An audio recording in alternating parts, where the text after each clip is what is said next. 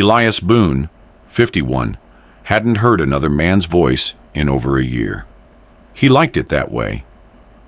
Out here, on the ragged edge of the Arizona Territory, solitude wasn't just a choice. It was a way of life, a shield against memories that still came clawing through his sleep like wolves through thin canvas. The world had taken enough from him already. A wife buried beneath a cottonwood tree with no name carved on her stone. A son lost to a fever before he could ride his first horse. And comrades, too many to count, left in shallow graves across battlefields the government never marked.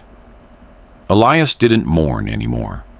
He just worked, ate when hunger reminded him, drank when the headaches got bad, and smoked his pipe by the fire until sleep dragged him under. The land was all dust and stubborn grass now.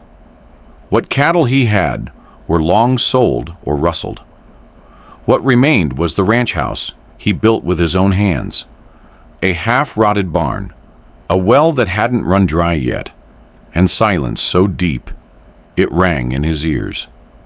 Until today. They came at midday. 10 riders, dark against the horizon, moving like a mirage through the heat shimmer. Apaches, not charging, not circling, just riding slow and straight to his fence line. Elias had seen that kind of quiet purpose before, in scouts, in warriors, in men who had nothing left to lose. But there was no threat in their movements, no raised rifles, no war paint, just tired faces and old wounds. He didn't move from the porch, just slid his Winchester across his lap and watched them come. The first one to dismount was tall, older, his hair braided with care, but his eyes sunken like a man who'd seen too many winters. One by one they stepped down, removed their weapons, and laid them in the dust. Then they stood there, silent, waiting. Elias chewed the inside of his cheek. Not one of them spoke. Not a word, not even to each other. And that's when the hairs on the back of his neck lifted. Something wasn't right. Not hostile, not exactly, but ancient. Heavy. As if they'd carried something with them more than packs and ponchos. A burden. A message. He looked up at the sky, then back at them. No movement. No sign they'd leave. Just 10 men who looked like ghosts, carved out of the past, standing on his land like they'd been called there by something older than maps. Elias didn't ask why they came. Not yet. He stood, walked slowly to the fire pit, and lit it. He didn't say a word either, but in the language of men who've seen too much to waste breath on talk, he told them what they needed to hear. You can stay. They didn't cross the fence. Elias sat on his porch with his rifle across his lap, the fire crackling between them like some unspoken judge. The Apaches hadn't moved since he lit it. 10 men, weathered and still as carved stone, standing in a line just beyond the boundary wire he'd strung up more out of habit than hope. Their horses, lean and quiet, pawed gently at the earth behind them, but the men, they waited. No smoke from their mouths, no shifting eyes, no nervous hands, just silence. The kind that made a man's heartbeat feel too loud. He'd seen plenty of warriors in his day, scouts, renegades, proud braves dragged into treaties they didn't sign with their hearts. But this was different. This was something older. Sacred, maybe, or maybe just desperate. He didn't ask their names, didn't need to. Names had a way of fading out here, like old boot prints in dry earth. All that mattered was intent, and right now he couldn't read theirs. Elias reached for the kettle hanging from his porch hook, filled it from the rain barrel, and set it over the fire. If they were going to stand there all day, he wasn't going to be the one blinking first. The steam rose slow, mingling with the desert wind, and the smell of dried mesquite drifted up into the sky like a prayer. One of them stepped forward. Not far, just a single step closer to the fence. A small movement, but it cracked the moment like a dropped dish. Elias tensed. His fingers curled around the rifle stock, but the man didn't reach for anything. He simply removed the band of leather from his wrist and placed it on the fence post, then stepped back. Another followed, then another, until 10 items, bracelets, pouches, a feather wrapped in string, a single obsidian knife, rested quietly on his fence line. Offerings, or tokens, or something older than either. Elias didn't touch them, just stared at them like a man watching ghosts place memories on his doorstep. They weren't asking for food, or water, or forgiveness. That much was clear. They were asking for shelter. The silence thickened, and the only sound was the soft hiss of the kettle beginning to boil. Elias stood slowly. His back ached like it always did, and his knees popped like twigs underfoot. He walked to the fence one step at a time, and stopped just shy of the line. Then, with a slow, deliberate hand, he lifted the fence wire and held it open. Not a word passed between them. One by one, the Apaches walked through. Quiet, respectful, like men entering a chapel. Elias lowered the wire behind them and felt the wind shift. Something sacred had begun. They made no sound as they moved past the fence. Not even the brush beneath their boots dared crackle. Elias led them to the clearing behind his barn, where the earth was flat and the wind didn't cut so hard. He kept his rifle slung over one shoulder, not raised, not lowered, just there, like old habits that hadn't quite forgotten how to breathe. The Apaches formed a circle around the fire without needing a word of instruction. Each one sat slowly, cross-legged or on their haunches, faces turned toward the flames. Elias had seen men gather like that before, in camps before dawn raids, in funeral rites after battle, in prayer circles where the sky itself seemed to listen, but never with this kind of silence, not once. He tossed a few more logs onto the fire and crouched beside it. The kettle hissed. He poured its contents into an old metal pot, dropping in pine needles and dried mint from his cupboard. He didn't ask if they wanted it, just passed the pot to the man nearest him, who took it with a slight nod, drank, then handed it on. Around the fire it went, one mouth at a time. No slurping, no hurry. Just quiet gratitude. The wind shifted, and for a moment Elias swore he could smell blood on it. Not fresh, but old, buried, like something that clung to these men, long after the wounds had closed. They didn't look like warriors anymore, not like the kind the government posters warned about. These men were scarred, worn thin. Two of them bore limp arms that hung like empty sleeves. Another had a deep groove in his neck, a scar that looked too clean to be from any blade Elias knew. And all of them had that same haunted look he'd seen in the mirror too many mornings. The look of men who survived things they don't talk about. One of them, the tall one with graying braids, reached into his coat and pulled out a pouch of dried meat. He placed it beside the fire without a glance and pushed it toward Elias. A gesture, an offering. Elias nodded, accepted a piece, and chewed slowly. It tasted of smoke and salt and dust, the kind of food made by people who knew the road was long and cruel. Still, not one of them spoke. But the silence wasn't empty. It was heavy with meaning, thick with something deeper than language. Elias could feel it settling in his bones. These men didn't come for violence. They came because the world had turned its back on them too many times. And now, maybe for the last time, they were placing their trust in a stranger with calloused hands and ghosts of his own. And Elias, against everything the frontier had taught him, found himself wanting to protect them, even if he didn't yet know from what. That night, Elias couldn't sleep. The wind creaked through the gaps in his shutters like it had for 15 winters, but tonight it carried something heavier, something old.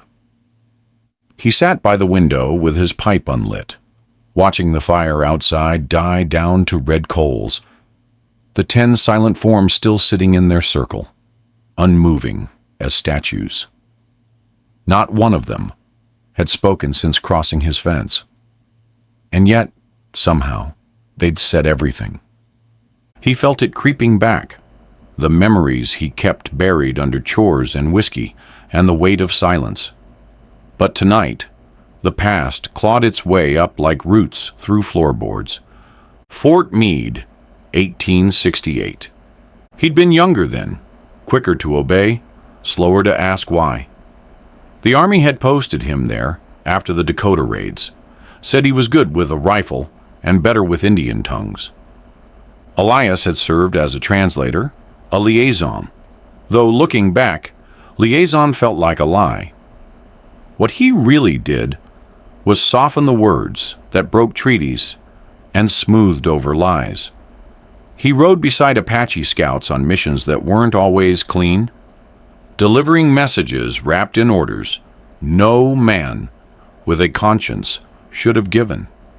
There was one memory that refused to stay buried. A boy, couldn't have been more than 12, kneeling in the snow beside the smoldering remains of his family's winter lodge. Elias hadn't pulled the trigger, but he'd stood by while others had. He remembered the boy's eyes, not crying, just watching and memorizing the faces of the men who did nothing to stop it. Elias had told himself for years it wasn't his fault, that he didn't give the orders, that he didn't know. But guilt doesn't care about chains of command. It lives in your chest, curling tight around your heart, waiting for nights like this to squeeze. He reached into the bottom drawer of his old desk, the one that hadn't been opened in a decade. Inside was a leather-bound journal, stained from years of sweat and neglect. The cover still bore the U.S. Army insignia, his name, his rank.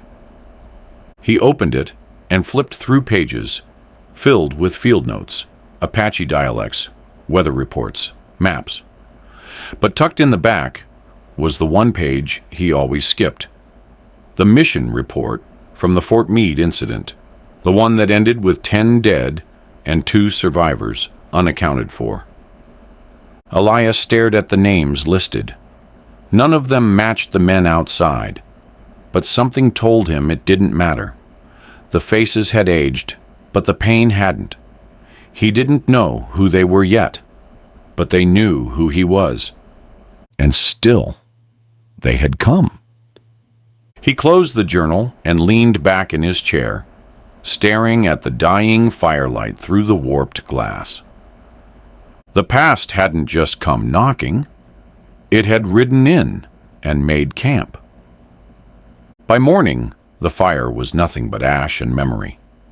Elias stepped out onto the porch with a tin mug of black coffee, steam curling into the cold dawn. The air smelled of frost and wood smoke, and the 10 Apaches sat where they'd been all night, quiet, unmoving, like the desert itself had grown them from the ground.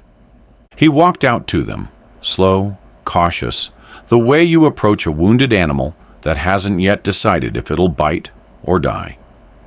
He offered the coffee pot wordlessly. The elder with the braids took it, poured one mug, passed it down. Still no one spoke. Elias crouched beside the fire pit, poked at the ashes with a stick, and finally broke the silence. "You boys got names?" he asked, his voice hoarse from disuse and something older than dust. "Or just ghosts passing through?" The one closest to him, a wide-shouldered man with eyes like burnt flint, reached for a piece of charcoal and began to scratch into the dirt, one letter at a time. K-O-H-O. Then he pointed to his chest. "Coho." Elias nodded slowly. "That'll do." Another man gestured to his own mouth, then dragged a finger across his throat. Elias blinked. "You can't speak?" The man nodded once, then pointed to two others, then another. 7 of the 10, Elias realized, had the same scar, thin, precise, just under the jawline. A knife, most likely. Done clean and deliberate. "Jesus." He didn't say it out loud, but they saw it in his eyes. Coho leaned forward and etched another word into the dirt beside his name. Settlers. Elias stared at it. The word sat there like a wound, raw and bleeding. Not soldiers, not a raid. Settlers. He felt something twist deep in his gut. He'd heard rumors over the years. Stories of frontier militias going too far. Burning camps, mutilating bodies, claiming self-defense when the truth smelled a hell of a lot like vengeance. But this? Cutting out the tongues of men just to keep them quiet? That was something darker. Coho reached into his coat and pulled out a piece of hide, old, tanned, and brittle. On it, crudely drawn with charcoal and berry dye, was a symbol Elias hadn't seen in 15 years. A brand. 2 arrows crossing over a half-moon. Elias's breath caught in his throat. He knew that mark. Had seen it once on a wagon south of Fort Meade, carved into the side panel by men who called themselves the Red Hand. Not official militia, just a group of settlers who fancied themselves vigilantes. God-fearing patriots, with blood on their boots and scripture in their mouths. They'd vanished after the war. Or so he thought. Coho looked him dead in the eye, then tapped the symbol, then the ground, then Elias's chest. Elias didn't understand the full message. Not yet. But he understood this much. They hadn't just come for shelter. They had come for justice. The sun rose like a slow blade over the hills, casting long shadows across the yard as Elias stood near the fence line, squinting toward the horizon. A hawk circled high above the canyon ridge, riding the thermals like it owned the sky. Everything else was still. Too still. Behind him, the Apaches moved through his ranch like ghosts who'd once lived here. They helped stack wood, hauled water from the well, fed the horses. Silent men doing simple work with reverence, like they knew they wouldn't stay long. Elias didn't ask how they knew what to do. Some part of him figured they'd done this 1,000 times before, on land that used to be theirs. But it was the smoke that caught his eye first. Thin, pale, rising just beyond the ridge to the north. Not from a campfire, not from any settler's stove. No one should have been out there this time of year. Elias knew every soul for 20 miles, and none of them had business on that ridge. Not unless they were lost, or following someone. He watched the trail of smoke rise higher, bend with the breeze, then vanish like a whisper. Then another puff, shorter, fainter, spaced deliberately. Elias's chest tightened. Signals. He turned to Coho, who was splitting kindling with a hatchet near the barn.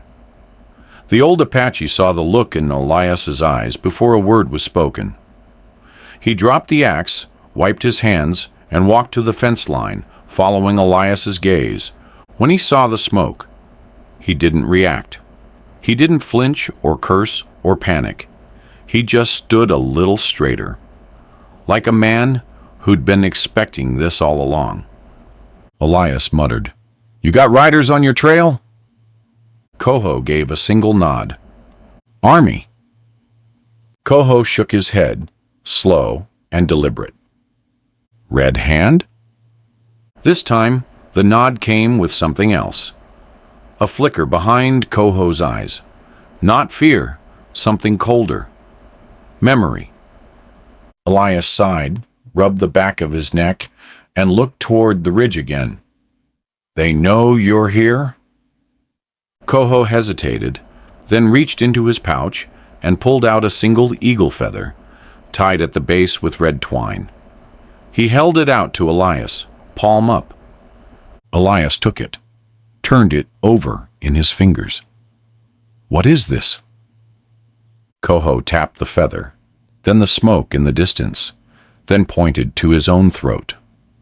A warning. They'd been seen.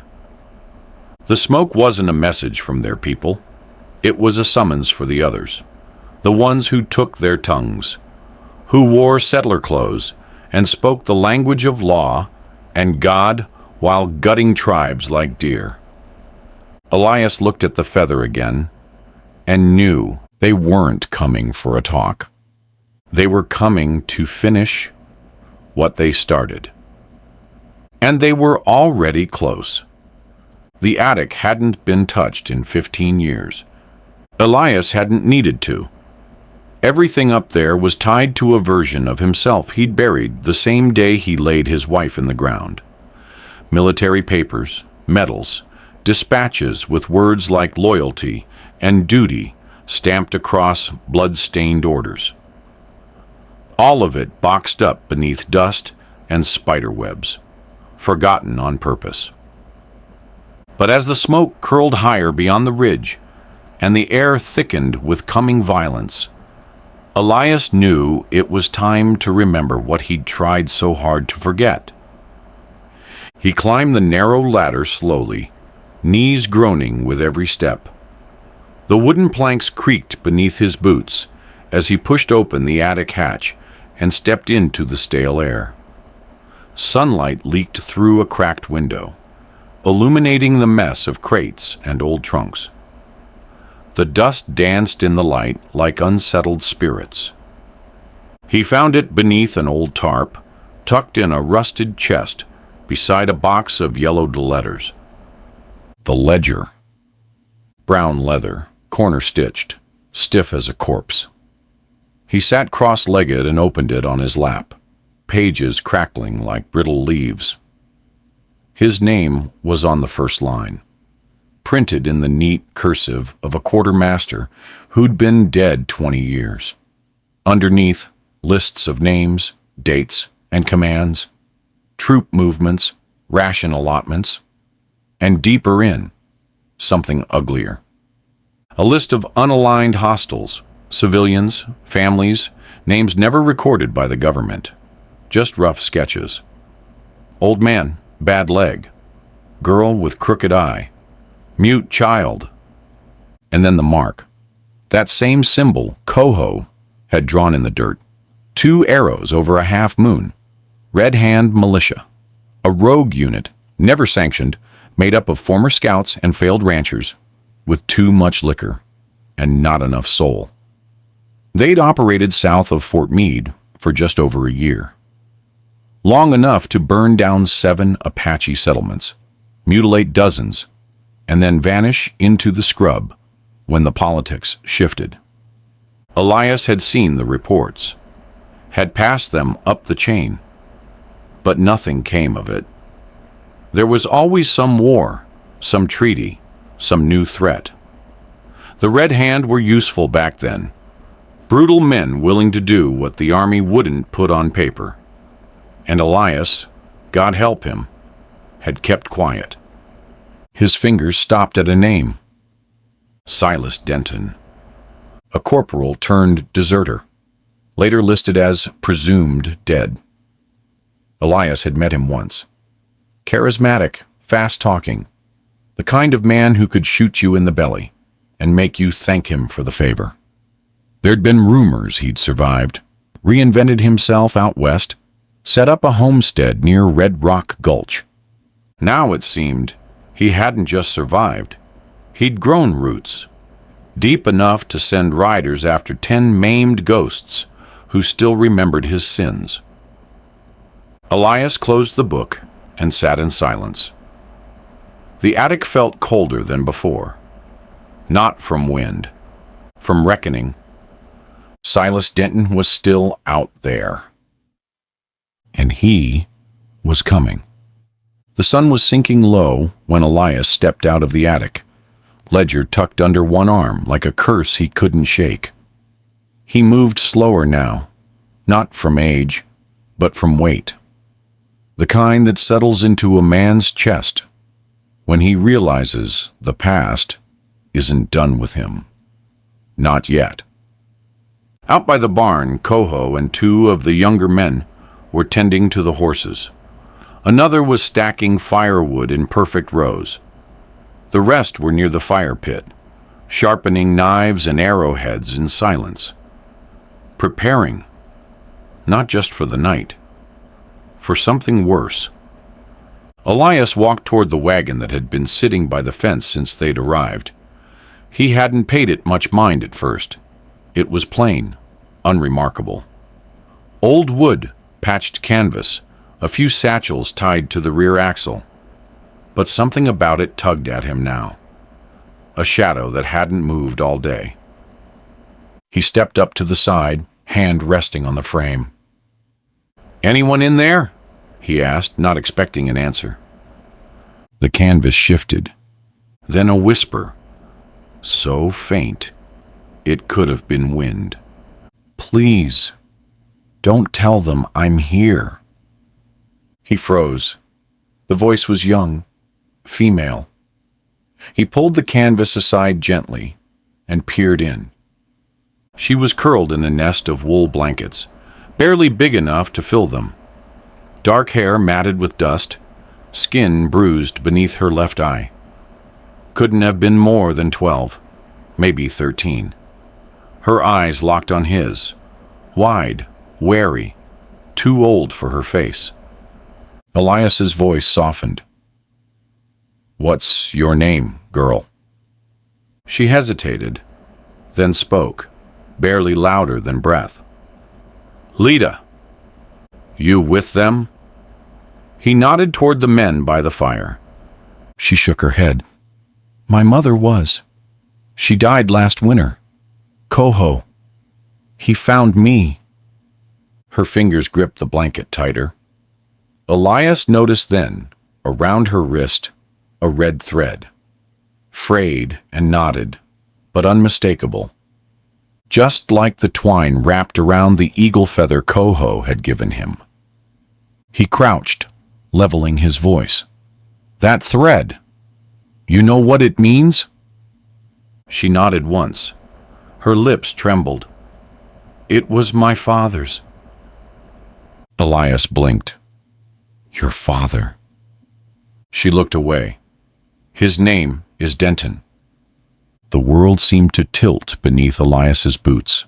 Silas Denton, the man who butchered her people, carved tongues from the living, vanished into legend. And here was his daughter, hidden under blankets, in a wagon on Elias Boone's land. He exhaled slow, the kind of breath a man takes when he realizes the line between victim and witness just got thinner than a razor. "You know what he did?" he asked. "I know enough." She didn't cry. She didn't beg. She just stared past him, like she'd been preparing for this moment her whole life. Elias let the canvas fall back into place. Coho wasn't just hiding from the past. He was protecting the one thing that could shatter it. And now Elias understood why the Red Hand would kill, to keep this quiet. Because somewhere in that girl's blood and memory was the key to bringing every one of them to justice, if she lived long enough to speak it. It began with the barn doors creaking open. Not from inside, but from the wind that always came before something broke. Elias stood at the edge of his porch, one hand on his rifle, the other gripping the still warm mug of coffee he hadn't touched in hours. The desert was too quiet. Even the coyotes had gone silent. That's when he heard it. Hoof beats. Far off at first, like the echo of thunder long after the storm. But they were coming fast, too fast for settlers, too focused for drifters. Elias didn't need to count. He could feel it in the earth, in the marrow of his bones. 6, maybe 7 horses. Riding hard. Men who weren't stopping for supper. Coho appeared at his side without a sound, his hand resting lightly on his belt knife. No panic in his eyes, just a steady burn. The others followed, rising from the fire, from the shadows of the barn, from the tall grass where they'd been lying like stones in wait, weapons in hand, faces still. Elias nodded towards the horizon. "They found you."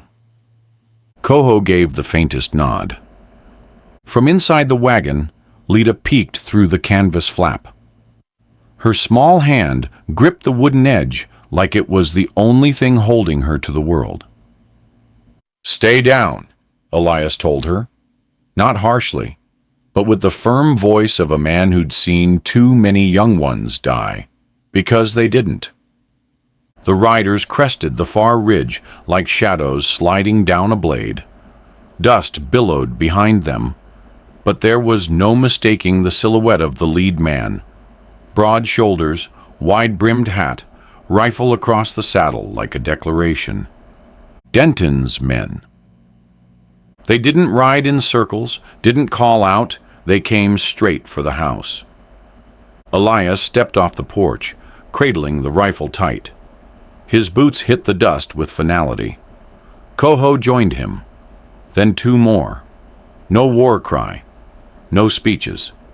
Just a wall of silence between the past and the men who wanted it buried. The horses stopped 10 yards from the porch. One of them, a man with yellowed teeth and a scar running from lip to ear, spoke first. "We're looking for some strays. Say they wandered off reservation. Dangerous types. You seen any?" Elias didn't blink. "Plenty of dangerous types out here. You'll have to be more specific." Another man chuckled. "Ain't looking to cause trouble, old man." Coho stepped forward and spat in the dirt. The man's hand dropped toward his hip. Elias raised the rifle in one smooth motion. "You want blood," Elias said. "You'll get it, but don't expect to ride home." A tense silence fell, broken only by the nervous shuffle of horses. Then, gunfire, not from the front, from behind. The hayloft exploded in flame. The bastards had circled one around back. Coho turned with a shout, his first sound since arriving, and the night lit up in muzzle flashes. Elias Boone's ranch was now a battlefield, and the war he'd buried had just kicked in his front door. The flames reached the roof beams before Elias could shout. The barn roared like a furnace. Horses screamed from inside, kicking against stalls already consumed by fire. Smoke poured out in thick black waves, curling into the night sky like a signal for every ghost to rise up from the ground and bear witness. Elias fired once, clean and fast, hitting the man who'd lit the blaze before he could mount his horse again. The outlaw crumpled near the haystack, pistol still clutched in his twitching hand. That was the first death. It wouldn't be the last. Coho barked orders in hand signs, his men moving with silent precision, spreading out like shadows. They didn't run. They flowed. The fire behind them didn't rattle their focus. It hardened it. Elias ducked low behind a water trough, heart pounding like a war drum. The girl was still in the wagon. He turned to make for her when a bullet thudded into the fence post, inches from his head. He dove to the side, rolled through the dust, came up firing. Another rider fell. Two more returned fire, shouting as they dismounted, moving wide to flank. "Bastards came ready," Elias growled, pulling his revolver from his belt and taking cover behind the porch post. Wood splintered above his head. Then he saw her, Lita. She'd crawled out from the wagon, pressed flat under the axle, eyes wide and locked on him.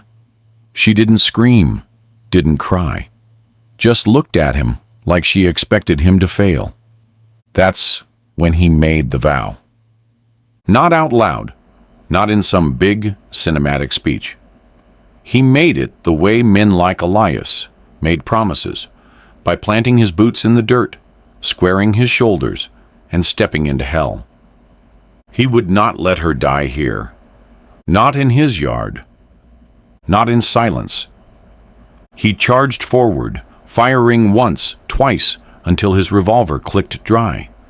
A rider went down groaning, and another fled behind the water barrels. Coho's men surged at the flanks, moving low, striking with terrifying accuracy. Knives flashed. Bows whispered death. Elias saw a tomahawk bury itself in a man's collarbone with a wet crunch. By the time he reached the wagon, his lungs burned with smoke and blood, and his vision blurred. But Lita was there, safe. "Get under the porch," he hissed. "Go!" She hesitated, then scrambled low and vanished beneath the slats. The ranch yard glowed red with firelight and fury. The barn was gone. The night screamed with bullets and vengeance. Elias knelt beside the wagon, reloading with trembling hands. Around him, the Apaches fought like men with nothing left to lose. And Elias Boone, who'd once turned his back on war and ghosts and all the sins of Fort Meade, stood up into the firelight. He had made his vow, and now he would make them regret testing it. By the time the smoke began to thin and the shooting slowed, the yard looked like a memory Elias had tried to forget. Bodies sprawled in the dirt. The barn reduced to smoldering timbers. Blood darkening the sand in ugly, spreading blotches. The silence that followed wasn't peace. It was aftermath. Elias leaned against the wagon's wheel, chest heaving. His hands were black with soot and blood, none of it his own. A sharp pain pulsed behind his ribs, but he didn't have time to count bruises. Coho knelt beside one of his own, a younger Apache with a gut wound that couldn't be saved. The boy clutched Coho's wrist, his eyes wild, lips trembling with something he wanted to say, but couldn't. Because his tongue was gone too. Coho bowed his head, placed his free hand on the boy's chest, and whispered something in Apache. When the boy stilled, Elias looked away. Death had a way of staining the soul in layers, and tonight the color was deep. But then, something unexpected. A sound, rough and unfamiliar, broke through the heavy air. A voice. Tow. The word cut clean across the yard. Water. It came from the smallest of them, a man who hadn't spoken since they arrived. His voice rasped like gravel in a dry throat. but it carried weight. Power. Everyone froze. Even Coho. Elias turned to him slowly. The man stood near the well, hand resting on the stones, eyes lifted toward the stars. "Tau," he said again, louder this time. Then, in halting English, "Water brings back voices." Coho rose, stunned. His eyes glistened. Elias stared at the man like he was watching a ghost reclaim its name. He knew what this meant. Not just recovery, but defiance. They had taken their tongues, their names, their stories, but not their spirit. Not forever. The man, his name was Chaska, Elias remembered now, turned to face the others. His lips trembled with effort, his jaw clenched against the pain of forming words, but he spoke anyway. "Tonight, we are heard." Coho stepped forward, placed a hand on Chaska's shoulder, and nodded once, then raised both arms toward the sky and let out a single, low cry. Not a war whoop, not a shout of victory, but a sound of return, of a people reclaiming the space they were never meant to lose.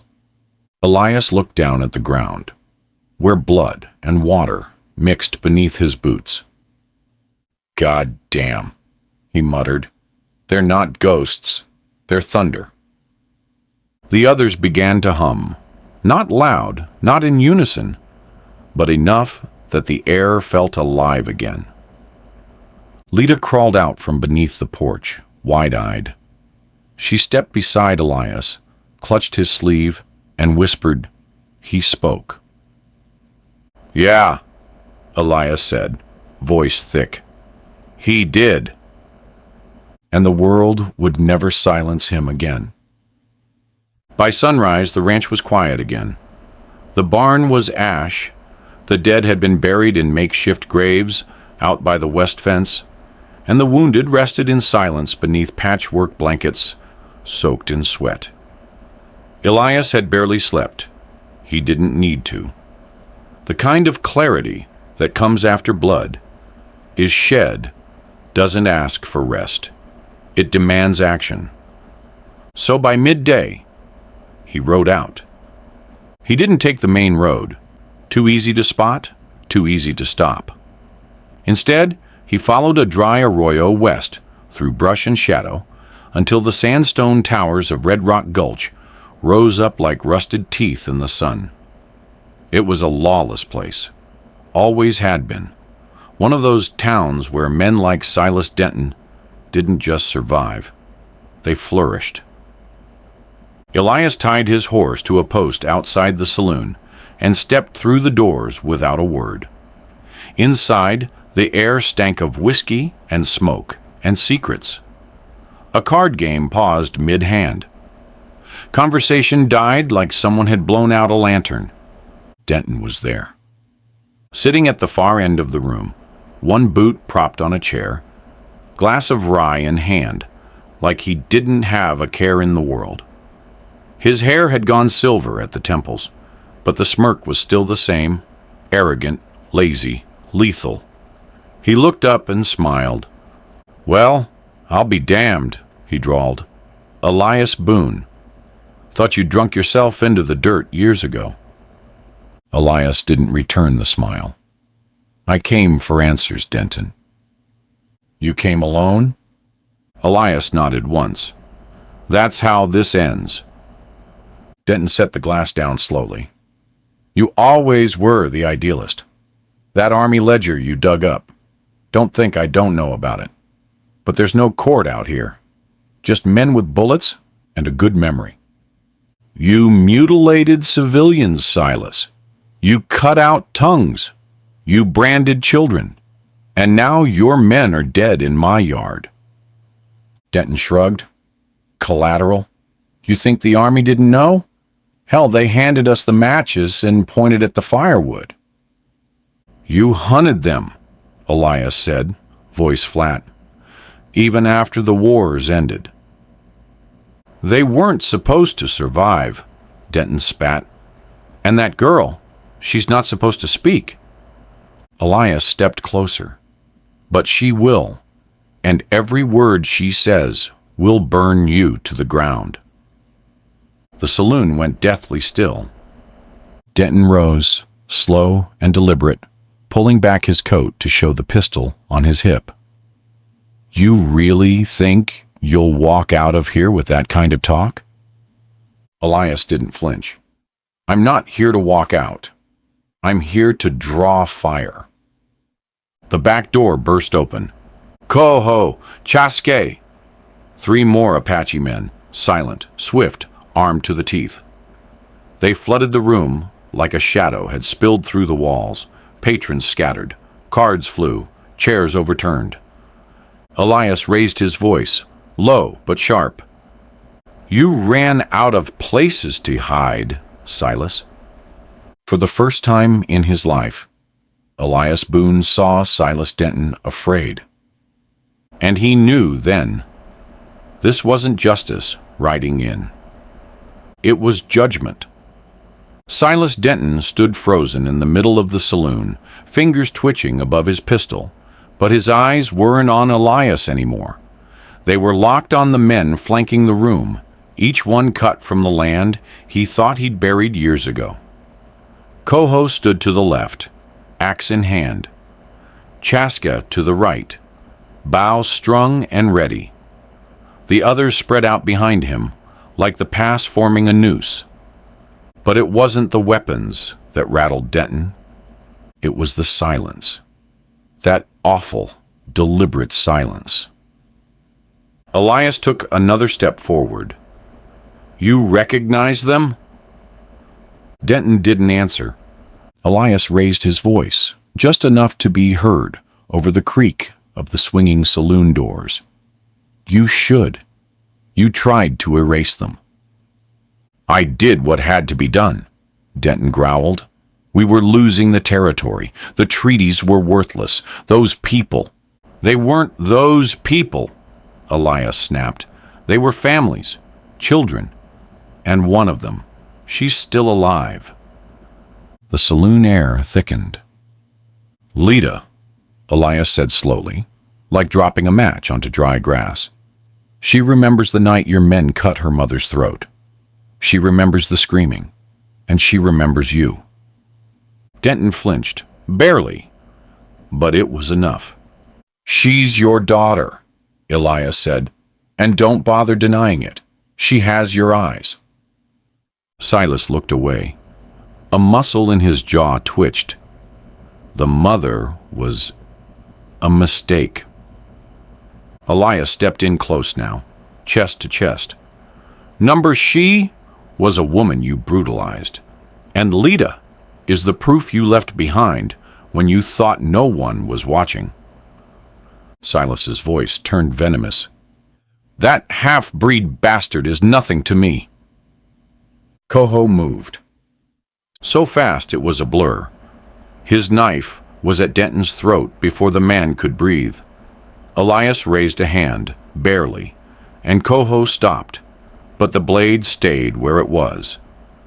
You're wrong, Elias said low. She's everything. She's the reason the men you mutilated are still standing. The reason they've endured this long without voices.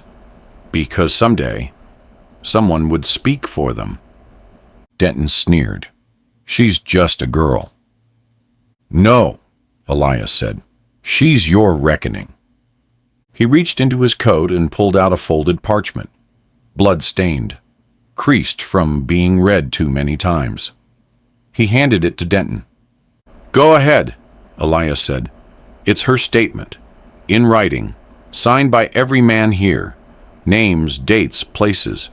And when we deliver it to Fort Stanton tomorrow morning, it'll be enough to bury you under your own lies. Denton's hands shook as he took it. He tried to laugh, but it came out dry. They'll never believe an Apache girl over me. Elias's voice dropped to a whisper. They don't have to. He leaned in. Because this time, I believe her. And I've got a bullet for every man who doesn't. Denton's mask cracked. His smirk dissolved. And in its place, Elias saw what he'd been chasing for 15 years. Fear. The kind only a guilty man carries. They rode back fast, but not fast enough. By the time Elias, Coho, and the others returned to the ranch, the sky had gone the color of bruised copper. Clouds thick with smoke rolled across the ridge, and a bitter wind whipped dust into their eyes. Something was wrong, too quiet, no birds, no crickets, just wind and tension. Then they saw it. 3 figures on horseback stationed along the bluff above the ranch house. More scattered through the trees, behind the barn's blackened remains. Rifles glinted in the last light of day. Elias counted at least a dozen, maybe more. Red Hand loyalists, Denton's ghosts, scattered and hidden for years, now called back to finish what their leader couldn't. Coho hissed through his teeth, "Ambush!" Chaska was already moving, melting into the tree line like a shadow. Elias turned his horse in a tight circle, scanning for Lita. She wasn't outside. "She's in the root cellar," Coho said, reading his thoughts. "With the old woman." Elias nodded. Good. Safer than most places, but not safe enough. The first shot rang out. A slug ripped into the dirt, just inches from Coho's boot. Another shattered a fence post beside Elias's mount, sending the horse into a panicked rear. He jumped down hard, rolling into cover behind the water trough as bullets lit up the dusk. The siege had begun. From the house, one of the Apache men returned fire, dropping a shooter on the ridge with a clean shot through the shoulder. The body tumbled down like a rag doll. Screams erupted from the hills, but the attackers didn't stop. They spread, tightening the noose around the ranch like wolves in the tall grass. Elias crawled through the dust, reached the corner of the porch, and popped off 2 shots with his revolver. One hit wood, the other hit something soft. He didn't check which. Coho sprinted to the barn ruins, scooping a bow and quiver from the rubble. He fired with such precision it was almost unnatural. Every shot bought another few seconds, another breath. But they were outnumbered, and running out of night. From the cellar, a loud bang, then silence. Elias's blood turned cold. He didn't wait for orders. He broke cover and sprinted for the back door, bullets stitching the ground at his heels. He burst through the kitchen and tore open the trap door. Lita was there, face pale, knees curled to her chest. The old woman beside her, one of the Apache elders, had been shot through the shoulder, but was breathing. "I'm fine," Lita whispered. "They didn't get in." Not yet, Elias thought. He grabbed a shotgun from the cabinet, passed it to Lita. Her hands trembled. "You ever fire one?" She nodded once. "Then get ready, because this ranch is where it ends." Outside, the shooting grew louder. Inside, Elias Boone loaded shells. The Red Hand thought they'd be silencing history tonight. But they didn't count on a ranch full of ghosts who refused to die. By dawn, the smoke hung thick and low over Boone's ranch, curling in the rafters like a veil for the dead. The gunfire had stopped sometime after midnight, but the echo of it still rang in Elias's ears. The land was scarred, fences torn, earth bloodied, walls chipped with bullet holes. The porch bore the black smudge of a small explosion, and the old oak tree in the yard, where Elias once tied his horses, had been split clean through by a rifle round. But the ranch still stood, and so did the ones who defended it. Coho limped from the edge of the field, dragging one of Denton's last men by the collar. The outlaw's arm dangled uselessly, his eyes darting in every direction but forward. There were only 2 survivors among the Red Hand gang, both disarmed, tied, and shivering in the barn ruins like whipped dogs. Elias stood over them with a ledger in one hand and a canteen in the other. The sunrise cast gold across his face, but there was no warmth in his eyes. "Tell me who gave the order," he said flatly. The man with the broken arm, young, no older than 20, shook his head. "We didn't know. Denton just said to ride. Said it was cleanup, that some loose ends were talking to the marshals." "Loose ends?" Elias repeated. He opened the ledger, flipped to the page with the Red Hand's list of operations. He turned the book so the boy could see. "This is your cleanup. You think these were just raids? Look again." The boy's face paled as he scanned the entries. Settlements, names, children. One page, dated 12 years back, had "Tongue Operation" scrawled in a crooked hand. Coho saw it and turned away. Chaske stepped forward and dropped something into the dirt. Denton's revolver, twisted and cracked from the last blow it took. "Silas won't talk," he said. "He's dead." Elias didn't flinch. "He died the way he lived, surrounded by cowards and lies." Lita emerged from the house, walking slow, her arm bandaged and her hair singed from smoke. In her hands, she carried the statement, the testimony Coho had helped her write days before, the one that bore the names of the fallen, the mutilated, the silenced. She handed it to Elias without a word. Then, for the first time, turned to the Red Hand boy and looked him square in the eye. "My name is Lita," she said, her voice clear, "and my father was the devil." The boy swallowed hard. "But I won't be his silence." No one moved. Then Coho stepped forward, reached into the ashes, and pulled out a small metal box, warped but intact. Inside were dispatches, letters, and a sealed envelope addressed to Fort Stanton's judge advocate. Denton had kept it hidden. Insurance, maybe. Or guilt. Elias held the papers up to the light. "Take this to the fort," he told Chaske. "Today. Every name. Every lie. Every drop of blood." The truth had survived the siege, and now it would stand trial. They buried the last of the dead beneath a cottonwood tree Elias hadn't looked at in years, the same one that shaded his wife's grave. The soil was dark and forgiving there, as if it still knew how to hold sorrow without letting it rot. Lita stood beside him, dressed in a patched cloak 2 sizes too big, her hands clasped in front of her, like she was trying to keep herself from shaking.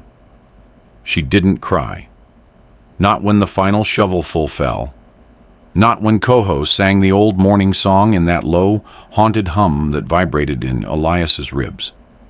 Not when the others took turns placing small stones on the grave, each one carved with a mark only they could read. The war wasn't over, but this part was. Later, when the sun was high and the air finally stopped smelling of blood, Elias found her on the porch, whittling a piece of driftwood with one of Coho's small knives.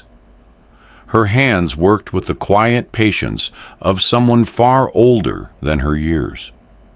She didn't look up when he sat beside her. "They believed you," he said softly. She nodded. "The marshal said they'll send investigators, soldiers, maybe trials." "More than that," Elias replied. He reached into his coat and pulled out a telegram. "Governor's office sent word this morning. The Apache treaties being amended, expanded. Your testimony, your name, is going to be part of it. Lita finally looked at him. What does that mean? It means your voice will outlive the men who tried to silence you. She stared at the carving in her hands. It was taking shape now, a feather. Crooked and simple, but full of purpose. I don't know what I'm supposed to do next, she said. Who I'm supposed to be. Elias leaned back against the post, staring out at the scarred land that had once felt like a prison. Neither did I. After my boy died, after the war, I just stopped. Thought the world was done with me. But turns out, it wasn't. It was just waiting for me to do one good thing. Lita was quiet a long time. Then she said, You did more than one. Coho stepped out from the barn with a bundle of supplies and nodded toward the ridge. The others were readying to leave, to return home, wherever that was now. They'd stay in the territory under protection. The government would have to honor their testimony or risk another war. Lita stood, slipping the carving into her pocket. I want to go with them. Elias hesitated. You sure? She looked him in the eye. They didn't just save me. They kept me. And I want to help keep others. He nodded. Then I'll ride with you as far as the river. After that, you lead. She smiled. When they rode out at dusk, Elias looked back at the ranch one last time. It would still be there when they returned. But the world, they'd changed it. One girl's voice at a time.